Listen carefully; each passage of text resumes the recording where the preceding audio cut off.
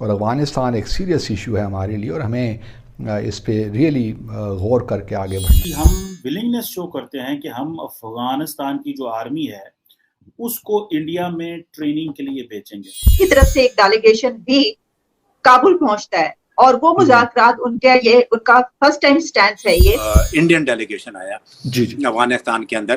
ان کے اچھا طالبان کے رابطے پہلے بھی انڈین سے ہوتے رہے ہیں.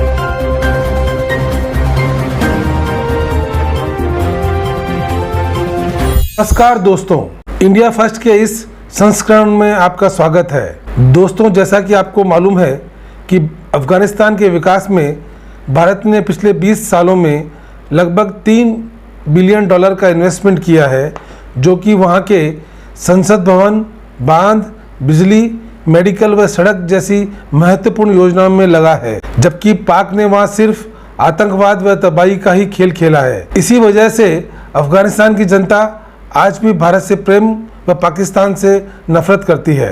अफगानिस्तान में तालिबान के सत्ता आने के बाद पाकिस्तान को लगा कि अब वहाँ भारत का रोल खत्म हो गया है तथा वहाँ उनकी कठपुतली सरकार आ गई है. लेकिन जल्दी ही उनका यह सपना रह गया और अब तालिबान व पाकिस्तान में 36 का आंकड़ा है तथा दोनों की सेनाओं में सीमा व अन्य विवादों के कारण कई खूनी झड़पें हो चुकी है. इसी दरमियान भारत की फ्री कोविड वैक्सीन, खाद्यान्न व दवाइयों की जरूरी मदद के कारण तालिबान को भी अभी समझ आ गया है कि भारत ही उनका सच्चा दोस्त है. इसी संदर्भ में हाल ही में हुए भारत के हाई पावर डेलीगेशन के काबुल यात्रा के दौरान अफगानिस्तान सरकार के कई मंत्रियों ने उनके सैनिकों की भारत में ट्रेनिंग व अन्य महत्वपूर्ण विकास के क्षेत्रों में भारत से मदद की गुहार की है. यह सुन के पाक में कैसा हड़कंप मचा है, ये जानने के लिए आइए हम इस वीडियो को देखते हैं. जय हिंद. तालिबान बड़ा इंटेलिजेंटली अपनी सफारतकारी कर रहे हैं. वहाँ हमारा जो मामला है, हम sort of stuck in a time warp and we do not know how to move things forward. कि हम बगैर सोचे समझे स्टेटमेंट्स दे देते हैं. एक स्टेटमेंट या एक फैक्ट जो 4 साल पहले ठीक थी स्टेटमेंट, वो ज़रूरी नहीं है कि आज भी वो ठीक हो. ये हमारा एक कारज़ाई की हुकूमत और अशरफ गनी की हुकूमत में चूँकि बहुत इनग्रेस मिला भारत को, तो भारत ने अफ़गानिस्तान को इस्तेमाल किया और बाज़ औक़ात हमारी जो एफ़र्ट्स थी पीस की उनको स्पॉइल भी किया, इसमें कोई शक नहीं है. लेकिन अब वही स्टेटमेंट, और हम पहले इस किस्म की स्टेटमेंट देते भी रहे हैं.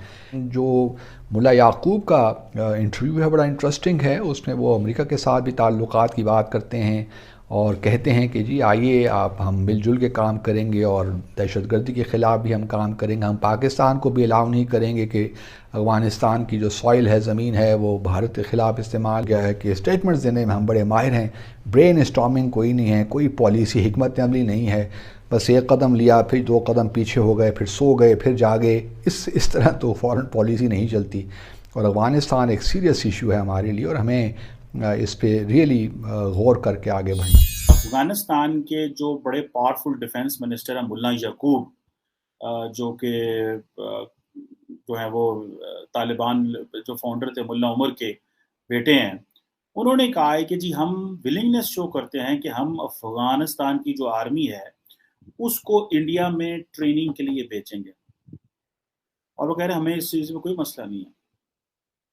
और उन्होंने एक इंडियन टीवी है न्यूज़ 18, बड़ा प्रेस्टिजियस टीवी है. मैं भी उस टीवी पे अक्सर मुझे जाने का भी मौका मिलता है. वहाँ पे इंग्लिश भी टीवी है उनका, एक हिंदी में भी टीवी है और बड़ा वो देखा जाता है. ना कि सिर्फ इंडिया में देखा जाता है, सारी बात है पूरी दुनिया में न्यूज़ 18 देखा जाता है. अच्छा टीवी है.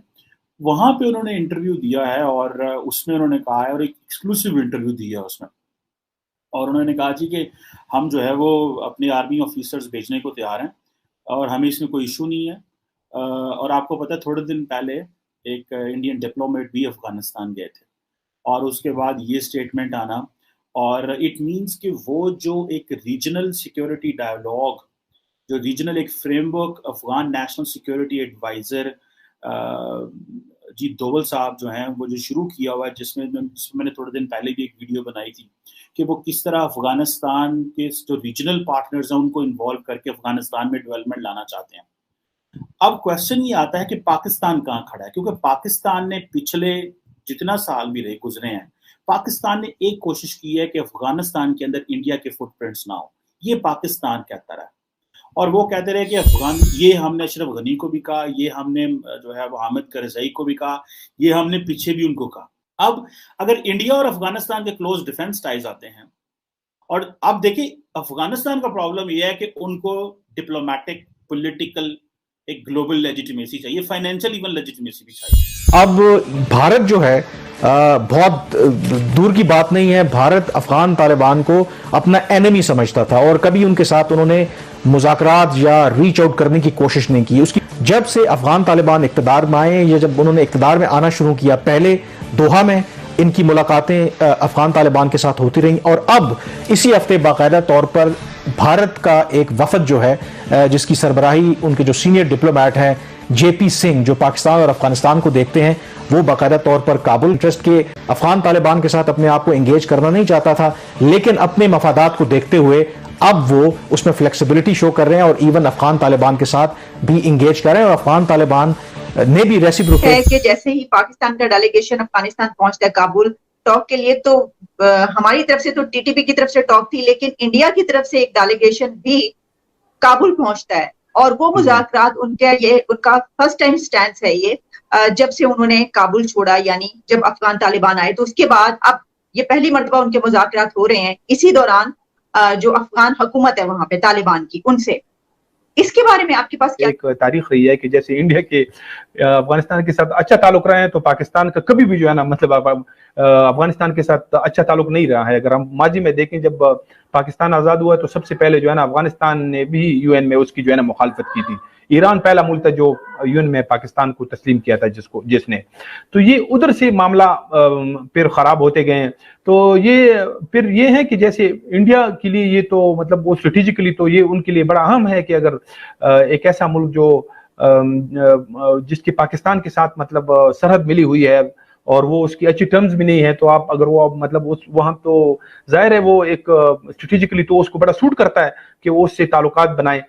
اور اب انڈیا کے مطلب میرے خیال میں امریکہ کے بعد اگر وہاں پہ کسی کے اتنے بڑے منصوبے ہیں یا امریکہ چائنا کے بعد، تو وہ تیسرا وہ ملک جو ہے سب سے زیادہ انویسٹمنٹ جو ہے وہ انڈیا کی ہے.